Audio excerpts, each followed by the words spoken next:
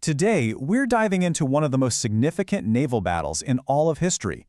We're talking about a brutal, terrifying, close-quarters fight where the fate of the Mediterranean was basically decided by thousands of soldiers clashing on floating wooden castles. Let's get into it. Just try to picture it. It's the morning of October 7th, 1571. You're off the coast of Greece, and on the horizon, two massive fleets, we're talking over 450 warships combined, are sailing right at each other. This was way more than just another battle. This was the last great clash of oar-powered galleys, a kind of ancient warfare about to be unleashed on a scale nobody had ever seen before. So who are the big players in this epic showdown? Well, first up, on one side, you've got the Ottoman Empire, and at this point, they're an absolute superpower at the very height of their power. Their expansion seemed unstoppable, and honestly, they were a source of terror across Christian Europe. So what kicked this whole thing off? The flashpoint was the Ottoman invasion of Cyprus. After a really nasty siege, the Venetian defenders were promised they could leave safely if they surrendered. But that promise was broken in the most horrific way. The Ottoman commander had the Venetian leader, Marco Antonio Brigadin, brutally executed, flayed alive. An act of such unbelievable cruelty sent shockwaves across Europe and became the rallying cry for war. That one brutal act was the catalyst. It forced a bunch of European states that were, normally rivals, to face a really hard truth. They were staring down a threat that could wipe them out. The choice was pretty simple: band together or risk getting picked off one by one. And so the Holy League was born. It was really pushed into existence by Pope Pius V. But man, it was a fragile coalition, to say the least. You had the mighty Spanish Empire, the super-rich Republic of Venice, the Papal States, Genoa. These guys were fierce competitors, and they were all forced to set aside their beef for one single goal: stop the Ottomans. And check this out. This is the banner that flew from the Holy League's flagship. It perfectly captures what was driving them.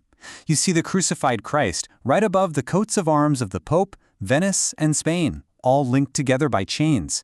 This tells you everything you need to know. This wasn't just a military alliance. For them, this was a full-blown crusade. All right, so the stage is set for a truly massive showdown. Let's break down the two forces that are about to collide on the water. So on one side, you've got the Holy League, kind of a patchwork team, right? Ships and soldiers brought together from all over Catholic Europe.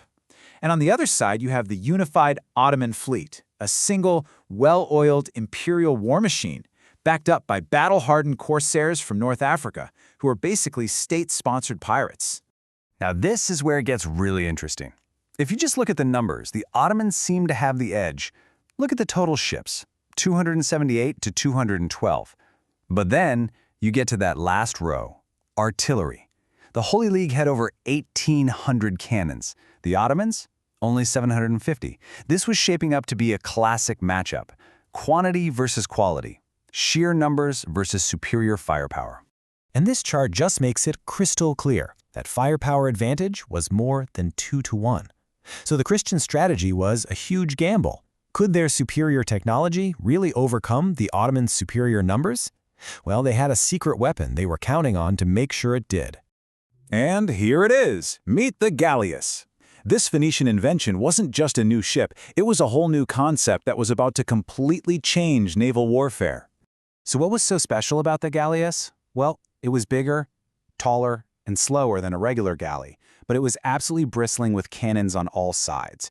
It was, for all intents and purposes, a floating fortress. The plan was pretty simple.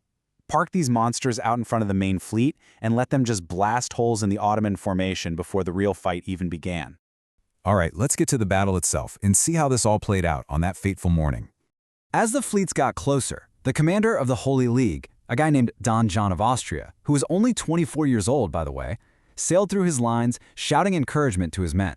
His final warning was as stark as it gets: there is no paradise for cowards. The stakes just could not have been higher. This map gives you a great look at the formations. See the Ottomans in pink? They're using their classic crescent shape, trying to wrap around and envelope the Christian wings. The Holy League, in blue, is in a straight line. But look closely. You can see those 6 massive galleasses positioned out front, like giant floating bodyguards. The battle itself was just pure chaos. First, just as they planned, the galleasses opened fire, ripping into the Ottoman lines and causing mass confusion. Then, the two flagships clashed. The Christian Rial and the Ottoman Sultana locked together in this insane, desperate struggle. It was basically an infantry battle on water. The huge turning point came when the Ottoman commander Ali Pasha was killed. The second the Holy League's banner was raised on his captured ship, Ottoman morale just shattered.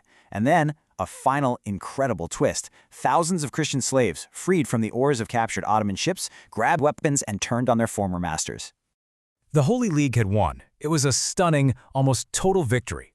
But the aftermath of Lepanto, well, it's a lot more complicated than it looks. Let's start with the most immediate human impact. 15,000. That's the number of Christian slaves who were freed from the oars that day.